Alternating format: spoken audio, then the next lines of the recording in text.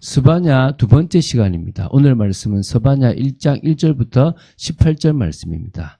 14절부터 16절 말씀까지를 합독하고 스바냐 1장 전체를 보도록 하겠습니다. 그러면 스바냐 1장 14절부터 16절 말씀까지를 한 목소리로 합독하겠습니다. 여호와의 큰 날이 가깝도다. 가깝고도 빠르도다. 여호와의 날의 소리로다. 용사가 거기서 심히 슬피 우는도다. 그날은 분노의 날이요 환난과 고통의 날이요 황폐와 패망의 날이요 캄캄하고 어두운 날이요 구름과 흑암의 날이요 나팔을 불어 경고하며 견고한 성읍들을 치며 높은 망대를 치는 날이로다. 아멘. 자, 스바냐서는 임박한 여호와의 날의 양면성을 설명하고 있습니다. 곧 불의한 자에게는 징벌과 의로운 자에게는 구원의 회복에 대한 예언을 통해서 하나님 앞에서 각종 죄악을 저지르고 우상숭배했던 사람들에게는 경고를 주고 있는 메시지고요.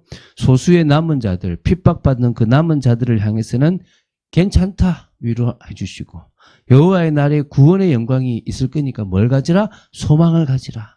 오늘 우리는 뭘 가지면 됩니까? 위로도 받고 또 소망도 가지고 또 우리의 삶이 비전 있는 삶이 되어지면 될 줄로 믿습니다. 그래서 스바냐서는 각 1장은 전반부, 2장은 중반부, 3장은 후반부입니다. 그래서 그냥 오늘은 전반부, 내일은 중반부, 그 다음 날은 후반부로 이렇게 봐 나가도록 하겠습니다. 그럼 전반부가 스바냐 1장입니다. 이 스바냐 1장은 또 세 부분으로 나눌 수가 있습니다. 1절부터 6절이 첫 번째 부분인데요. 본서의 저자가 누구다. 본서의 배경이 되는 시대가 어떤 시대다라는 것을 밝히고 있고요. 그리고 7절부터 13절은 남유다의 심판에 대한 1차 경고를 남유다는 멸망할 거다라는 그래서 회개하라는 거죠. 한마디로. 14절부터 18절의 말씀은 임박한 여호와의 날을 두렵고 떨리는 그런 그때의 참상과 또 심판 집행의 양상에 대해서 다루니까 뭐죠? 회개하고 죄악을 짓는 자리에 서지 말고 소수의 남은 자의 자리에 서라는 겁니다. 이 시대도 하나님의 심판을 이렇게 멈추지는 않습니다. 그럼 뭐죠? 멸망할 자리에 설 거냐 아니면 소수의 하나님이 기뻐하시는 은혜 자리에 설 거냐 그게 우리가 선택해야 될 거라는 거예요. 우리는 뭐죠? 믿음을 지키는 자리에 서 있으면 되는 겁니다. 자, 그럼 1절부터 6절이죠. 스바냐 1장 1절을 읽어보면 누가 썼는지 이 사람이 누군지를 잘 설명해 놨습니다. 아몬의 아들 유다 왕 요시아의 시대에 스바냐에게 임한 여호와의 말씀이라. 스바냐는 히스기야의 현손이요 아마라의 증손이요 그다라의 손자요 구시의 아들이었더라. 이래 나옵니다. 그러니까 아몬의 아들 유다 왕 요시아 시대 때 줬다는 거예요. 자, 그러면은 지금 오늘 나오잖아요. 아몬의 아들 유다 왕 요시아의 시대. 그죠? 요시아가 종교개혁을 하기 전에 이 남유다 므낫세와 아몬 왕의 시대를 거치면서 종교적으로 도덕적으로 극심한 타락이 있었던 그때에 이제 종교개혁을 할 그때에 이 말씀이 선포됐다는 거예요. 그럼 어디서라는 거죠? 소수의 자리에 서라는 거예요. 한마디로. 자, 저자는 히스기야의 현손이고 또 이렇게 아마랴의 증손이고 그다라의 손자고 구시의 아들이라고 소개합니다. 이처럼 4대조에 걸쳐가지고 소개하고 있는 건데 이렇게 소개하는 것은 이 스바냐서가 유일하다고 보시면 됩니다. 한마디로 자기는 히스기야의 후손이다라고 얘기하면서 그 당시에 다윗, 히스기야, 요시야 이 세 왕이 가장 뭐 하는 거죠? 하나님 보시기에 경건하고 정직한 왕, 하나님이 기뻐하신 왕이었는데 그 왕, 다윗의 후손이고 히스기야의 후손이고 요시야와 같은 시대에 있었던 사람이다라는 것을 밝히고 있다는 것입니다. 그래서 결국은 요시야 왕을 각성시켜서 그로 하여금 히스기야의 종교개혁을 이어받아서 거룩한 역사를 단행하도록 격려하고 고무했다. 그런 사명을 감당한 자가 자기라는 사실을 밝히고 있는 거예요. 그러면서 이제 2절부터 6절까지가 이제 임박한 여호와의 날에 유다와 열방에 본격적인 심판이 있을 거라는 예언을 하고 있는 겁니다. 자, 그래서 2절부터 3절 보면요. 그냥 다 망한다는 거예요. 보십시오. 여호와께서 이르시되 내가 땅 위에서 모든 것을 진멸하리라.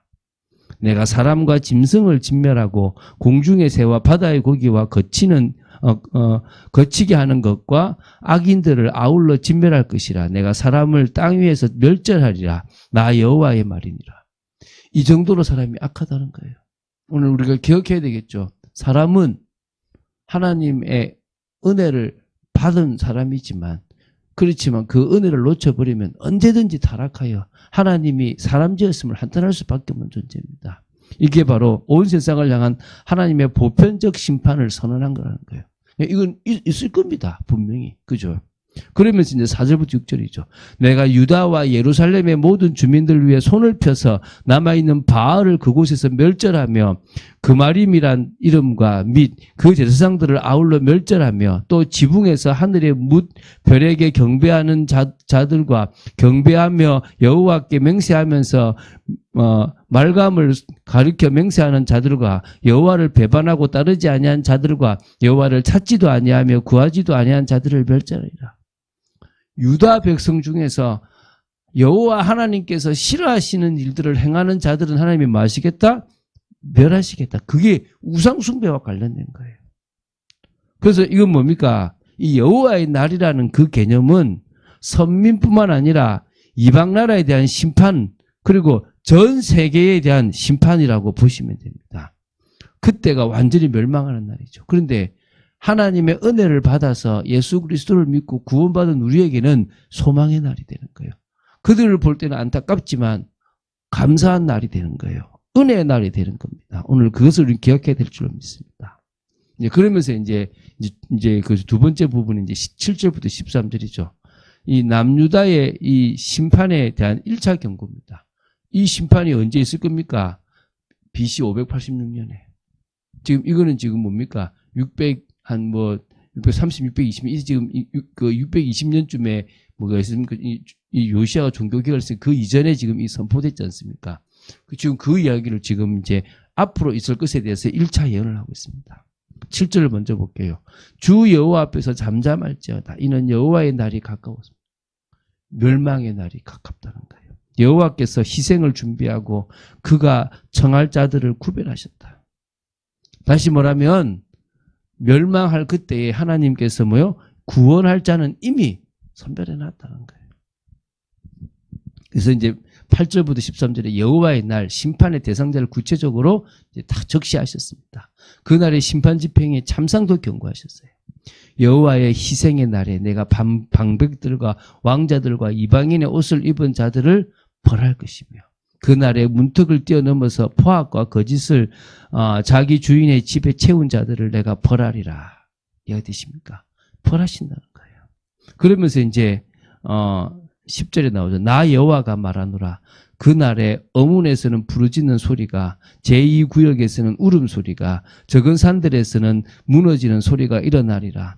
막대스 주민들아 너희는 슬피 울라. 가나안 백성이 다 패망하고 은을 거래하는 자들이 끊어졌습니다. 그때 내가 예루살렘에서 찌꺼기같이 가라앉아서 마음속에 스스로 이르기를 여호와께서는 복도 내리지 아니하시며 화도 내리지 아니하시려 하는 자를 등불로 두루 찾아 벌하리니 그들의 재물이 노략되며 그들의 집이 황폐할 것이라. 그들이 집을 건축하나 거기에 살지 못하며 포도원을 갖거나 그 포도주를 마시지 못하리라.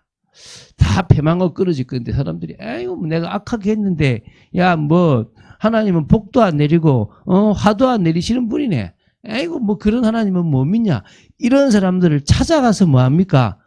벌하겠다는 거예요. 그래서 노력하겠다는데요. 집이 황폐할 건데 집을 짓지만 못 들어가고 포도나무를 갖다가 이렇게 뭡니까 가꾸지만 포도주를 마시지도 못하는 그런 안타까운 일이 생긴다는 거예요. 이게 지금 뭡니까 저주고 재앙이잖아요. 이게 여호와의 심판, 여호와의 날, 그 심판의 날이 임할 거예요. 그 여호와의 날이 멸망받을 자에게는 심판의 날이지만 우리에게는 뭐가 됩니까? 구원의 날이 되는 겁니다. 그러면서 이제 14절부터 18절입니다. 임박한 여호와의 날에 두렵고 떨리는 그 참상과 심판 집행에 대해서 이제 다시 양상을 다시 보여줘요. 여호와의 큰 날이 가깝도다. 가깝고도 빠르도다. 여호와의 날의 소리도다. 용사가 거기서 심히 슬피 우는도다. 여러분 곳곳곳곳에서 용사들까지도 울게 된다는 거예요. 그날은 분노의 날이요 환난과 고통의 날이요 황폐와 패망의 날이요 캄캄하고 어두운 날이요 구름과 흑암의 날이요 나팔을 불어 경고하며 견고한 성읍들을 치며 높은 망대를 치는 날이로다. 여러분 명심하십시오. 앞으로 일어날 멸망의 때는 그런 거예요. 여러 예표들을 보여주셨어요. 노아 홍수 때부터 계속적으로 하나님은 멸망이 얼마만큼 심각한지를 보여주셨어요. 남유다가 멸망했던 적이 몇 번입니까? 이스라엘이 멸망해서 사라졌던 때도 있지 않습니까?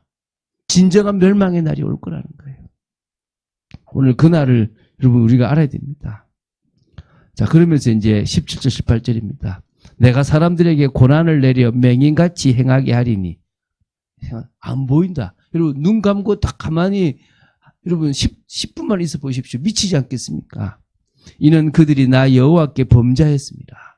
또 그들의 피는 쏟아져서 티끌같이 되며 그들의 살은 분토같이 될지라. 그들의 은과 금이 여호와의 분노의 날에 능히 그들을 건지지 못할 것이며 이 온 땅이 여호와의 질투의 불에 삼켜지리니 이는 여호와가 이 땅 모든 주민을 멸절하되 놀랍게 멸절할 것입니다. 여러분 혹시 아직도 하나님보다 더 사랑하는 우상이 있습니까? 여러분 아직도 하나님 앞에 제대로 서지 못하고 한 다리는 세상에 있고 한 다리는 주님께 겨우 와 있습니까? 회개하고 돌아서시기 바랍니다. 그리고 예수 그리스도를 붙잡고 그분의 은혜가 임하기를 기도하시기 바랍니다. 하나님은 지금도 우리가 이 말씀을 통해서 두렵고 떨리는 경외심을 가지고 하나님의 은혜 자리로 가고 하나님이 사랑 주시기를 원하시는 분이라는 것을 알기를 원하는 거예요. 하나님은 그런 분이십니다. 하나님은 우리를 사랑하시고 하나님은 우리에게 은혜 주시기를 원하시는 분이십니다. 그래서 7교회에 편지한다는 것은 이 시대의 모든 교회, 앞으로 있을 또 그전에 있던 모든 교회에 뭐 했던 겁니까? 편지했다는 거예요. 너희들이 행위도 잘했고 수고도 했고 인내도 가졌고 또 이단의 세력도 물리치고 정말 정통교회로서 세워졌지만 그 처음에 그 뜨거운 사랑을 잃어버렸다. 세대가 지나서 그런지 아니면 이제 다른 것에 만족해서 그런지 버려버렸다. 다시 어디서부터 떨어졌는지를 생각하고 다시 돌아가라. 처음 행위를 가져라. 라고 말씀하지 않습니까? 오늘 우리가 그런 삶을 살아가야 될 줄로 믿습니다. 하나님께서 그런 은혜의 시간을 허락하시고 있습니다. 그때 은혜 받으시고 하나님의 원하시는 삶을 사는 여러분 되시기를 주 예수 그리스도 이름으로 축원드립니다. 주는 그리스도시요 살아계신 하나님의 아들이심을 고백합니다. 오늘도 이 말씀을 통하여 그 시대 스바냐 시대 때 주셨던 말씀이 아니고 우리 시대 때 주시는 말씀으로 봅니다. 우리의 우상들이 무너지는 시간 되게 하여 주시옵시고 우리의 연약하고 부족함을 아시는 아버지 하나님 주님 앞에 서기를 원하며 그리스도의 사랑 하나님의 사랑을 오늘도 절실하게 붙잡는 은혜의 시간 되게 원합니다. 저희들에게 늘 은혜를 주시는 하나님을 제대로 아는 축복의 저희들 되어지기를 원합니다. 역사하여 주시옵소서. 주 예수 그리스도 이름으로 기도드립니다. 아멘.